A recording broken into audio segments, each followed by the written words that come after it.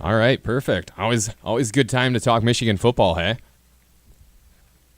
Yeah, I always make time for it. I talk about it pretty much every day. Every day, I'm so Nice. So, a lot of my former teammates, and so we're always talking about it. So. Awesome. So you grew up in Minnesota, right? Yep, I grew up in Minnesota, and just outside Minneapolis, and then obviously ended up in Michigan from there. But Minneapolis was a great. I like it back. I'm actually back here now, finally, for the first time, full time in 20 years. Oh, very nice. I actually lived there for 10 years, right in Dinkytown, so I know the area very well. Oh yeah, actually, it's changed quite a bit. It's changed quite a bit in just the last couple of years. It's been cool to see. Definitely. Now, so growing up in Minnesota, how'd you end up at Michigan anyway? I ended up at Michigan by a referee who refereed one of my high school games. I was playing running back in high school. I was getting lightly recruited as a junior, and then a referee named Rick Kruger, he refed one of my games, and he had relationships with the Michigan football program because he also refed some college games. So he called up Lloyd and Terry Malone and said, "You got to come take a look at this kid." And they started recruiting me, and I went up there to take a visit up to Michigan in the summer before my senior year, and was supposed to stop back and visit Northwestern on the way back, but Michigan offered me. I decided to skip the trip to Northwestern, and then I came back, talked to my dad because just my mom went on the trip with me, and then I called the coaches and told them that I was 100% committed to going to Michigan. So that was before my senior year. So I mean, I had always grown up a huge Michigan fan. Okay. It's just there wasn't 20 college games on TV when I was growing up. There was 2 or 3 on every, and you didn't really get to, there wasn't much choice, and Michigan was always on. Exactly. And they're always good, and the games were always pretty entertaining. You have the Michigan Notre Dame game back in '91 when Desmond made the catch. That's when I really kind of got hooked. And, sure.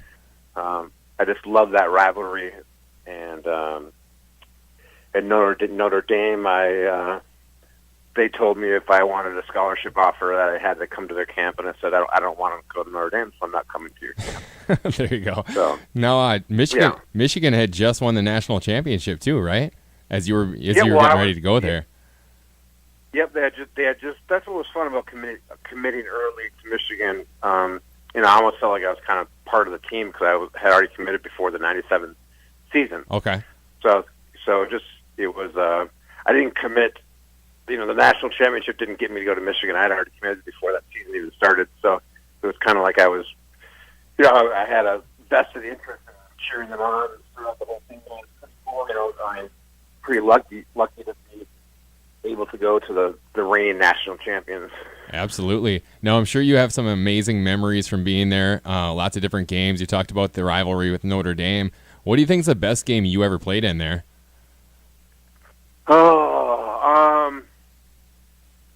Well, I played in the clock game. Okay. That was wild, a very wild one. The most memorable, unfortunately, the most memorable ones that stick around are the losses. We had the loss to Notre Dame in 2002 was. I mean, I'm still bitter about that. I believe it. We had we had a safety.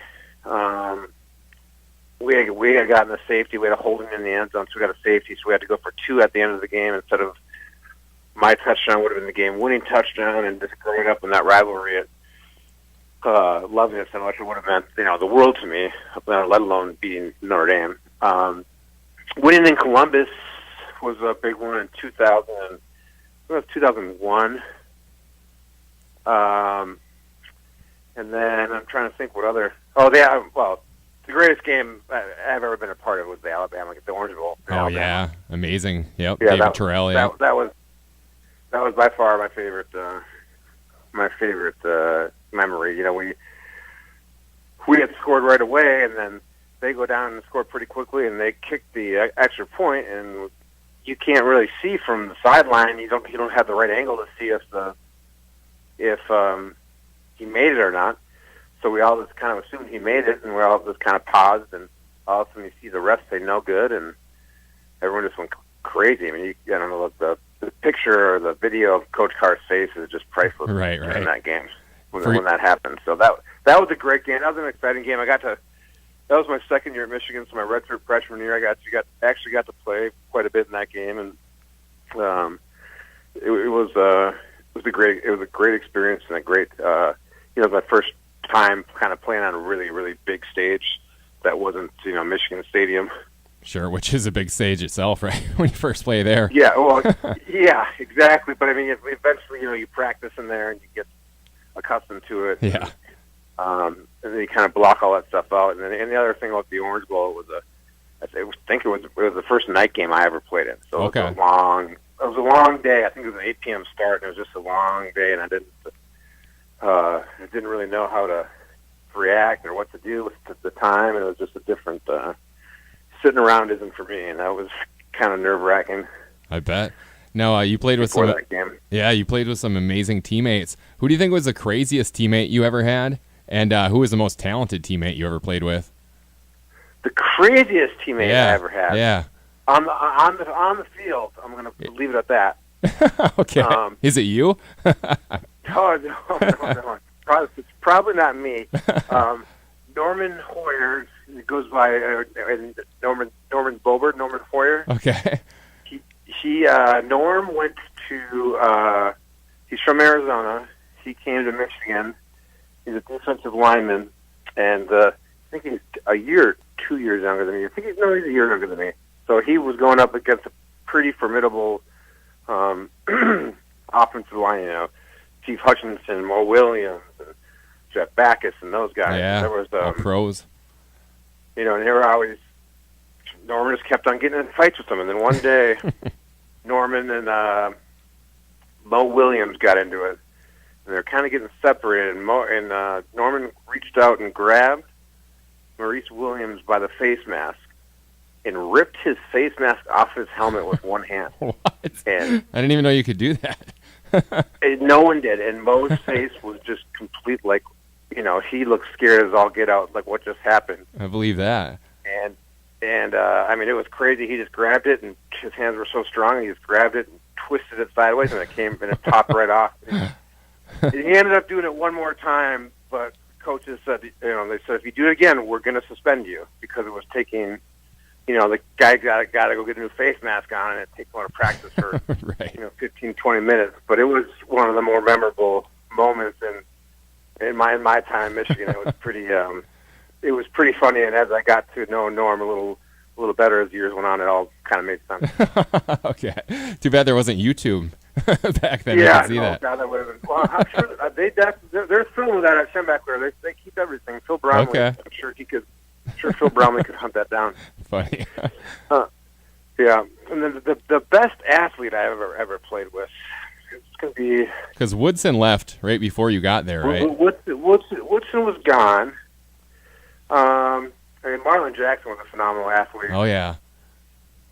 And he was pretty freaky. And then I played with Will Peterson for a little bit. He was a pretty crazy athlete as well. And he ended up transferring or leaving the school. But Marlon Jackson was definitely, when he came in, you could tell he was going to be something special. And then sure. Braylon turned into quite an athlete as time went on. As he got older, he definitely developed. But as far as just coming in and a plug and play player, the first kid that I ever saw was Marlon, where he came in. You're just like, oh, he's put together. He can, he'll be starting by week 2 or whatever. Right, right. I think he started week 1, but he was quite the player and quite the athlete as well. And there's a lot of great athletes. Oh yeah, going to Michigan. I'm trying to get my attention off the football field and think of guys I played basketball with. Jonathan Goodwin, the big, offensive lineman. He was a crazy athlete. He in our intramural basketball game, he shattered the backboard. He's 6'3", 6'4", and 320 pounds, and jumping up and dunking the ball, and he shattered the backboard, and they had to call the game. So what'd you do? You played intramural or what? Basketball? Oh yeah, we had an IM team my freshman year. We actually ended up beating, I think it was the semifinals. We beat Jason Capster and Tom Brady's team to make the finals, and then we won the finals. We won the finals, and with me, Drew Henson, Dave Terrell, Marquise Walker, Goody, Jonathan Goodwin, and then we had some 6'8" kid that we knew from the dorms, and then another little crafty guard from the dorms, and then Diallo Johnson and Marcus Knight also were on our team. So it was you're bringing back memories for me. I'm a huge Michigan fan. You just keep rattling them off, and I keep having memories of those different guys. Yeah, but hey, you got something one up on Brady then? You did. Yeah, we did. Yeah, absolutely. Did you think, seeing him back then, did you have any idea he'd turn into what he turned into in the NFL? I get asked that question a lot, so it's hard to explain because at Michigan, like, all the quarterbacks are good. Right. You just kind of assume that's how good quarterbacks are. Sure. You know what I mean? And so it's not until I got to the NFL and noticed God, those guys are really good. They're just as good as all of these guys. Yeah. Or if not better. So it's hard to say that. Well, to go to Michigan from high school and then not really know what a quarterback, what their level is supposed to be. You know what I mean? You can't really judge a level because I'd never played with an all-pro quarterback before. Sure. I had only played with a high school quarterback before. Way different. And all I knew was they're a little bit better than my high school quarterback. And then you get to when I got to the NFL, then you start realizing, wow, those guys could really throw it, and they were all pretty darn good quarterbacks themselves. But I will say this, and Tom and everyone always talks about it, what we call, just a very catchable ball. Okay. It didn't have too much spin on it. If you touched it, you were going to catch it. So, and hence, I would guess that he had very few drop passes at Michigan. Okay.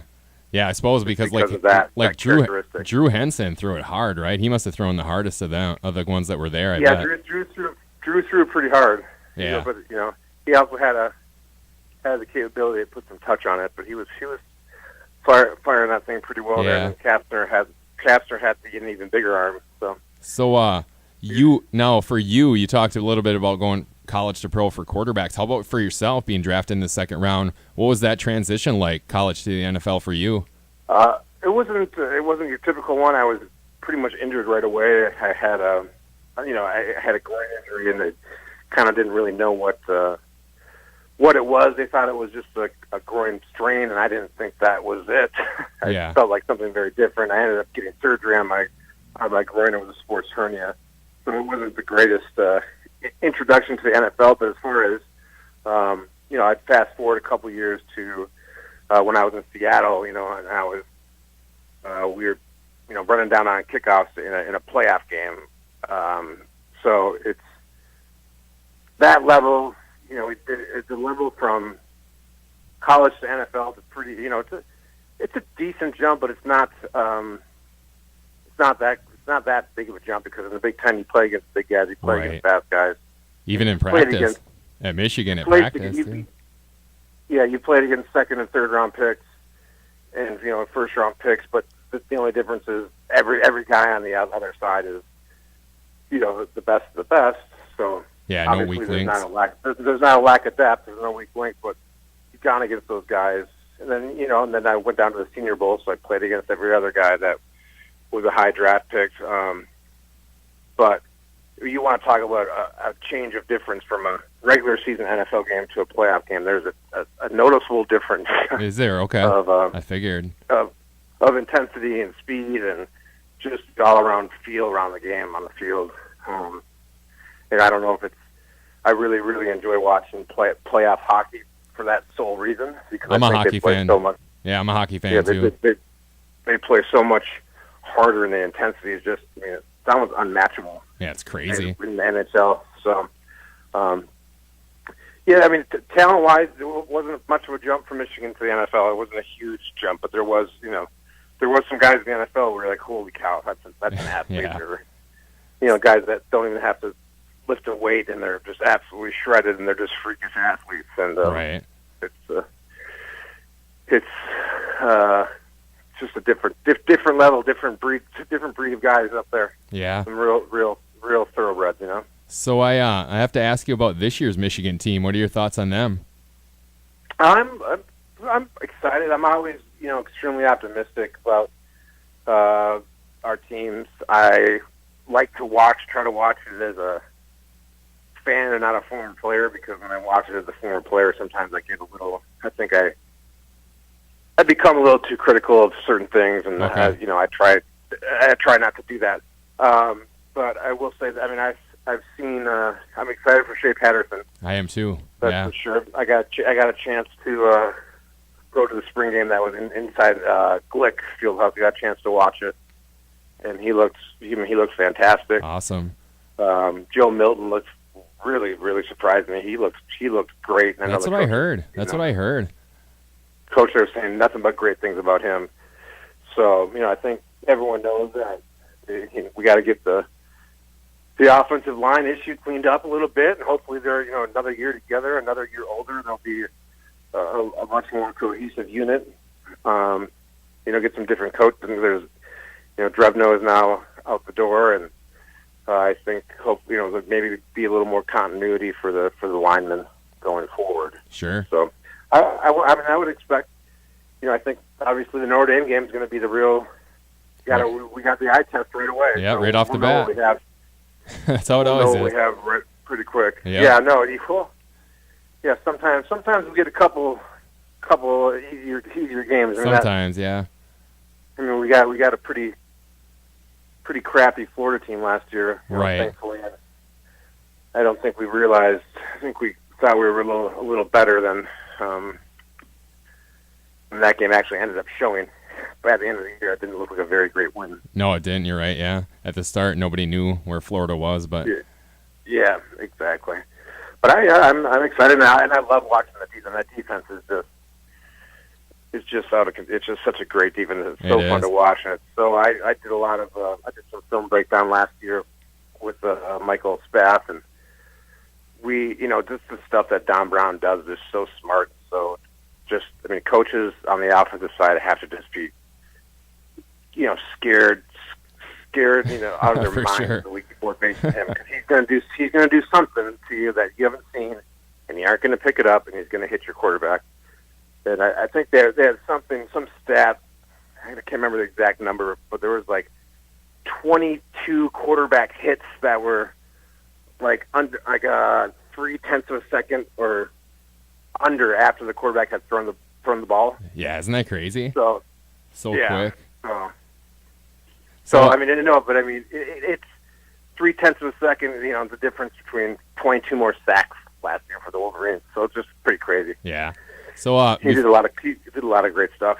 Before I let you go, I did some research on you. You have to tell me about your skills at table hockey, also curling. Where'd that come from? The table hockey and curling, huh? Yeah, I saw those. I was like, I got to ask him about that.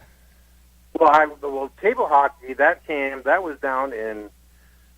I perfected my craft as a young child here in Minnesota, but I really perfected my craft at Rick's. They used to have one down in the basement in Rick's, so we all got pretty competitive on that. Okay. I've always been pretty good at it, but I did have to, after I did post that, I got reminded by my other buddy that I forgot about it. He actually was the runner-up in the World Championship of bubble hockey. Is that the correct term, bubble hockey? Yeah, he got flown out to the Stanley Cup and got to sit in the suite with Wayne Gretzky and everything. He got second place. Nice. Huge. Nice. Thousands and thousands of people, and I will never play him in that. But I guess it's just it's a sight to see. Something for you to shoot for. Yeah, right.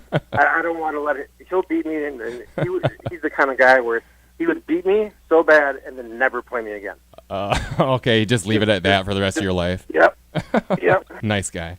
And then the curling, I've always been interested in it. My buddy just wanted to go try it, and so we went, and I loved it. And then I went again to another, because you have to take a lesson to be able to use the sheets of ice afterwards. Okay. So my got a couple of my other friends together, and we went on a Sunday morning, and we went curling again. It's such a great time, and there's, there's a beautiful restaurant that kind of set in back that overlooks the curling rinks around here. The communities are buying. The communities are setting up these ice centers and then renting out the retail space to these restaurants. So it's, like a bar, restaurant, and then the curling center. So it's a really good time, and it's not very expensive, and but it's hard to get people to take the beginner classes because everyone's taking them, and they're like the next one available is until like September now. They're all booked for September. Oh, okay. So I can only go curling with my friends that went to the one class with me. Oh, okay, so I got you. My buddy and I are going to go this weekend, and we're going to work on our doubles game.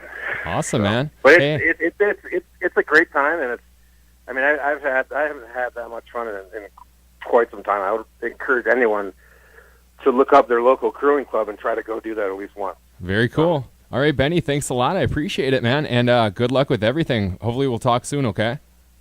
I appreciate it. Thank you so much. All right, bye-bye.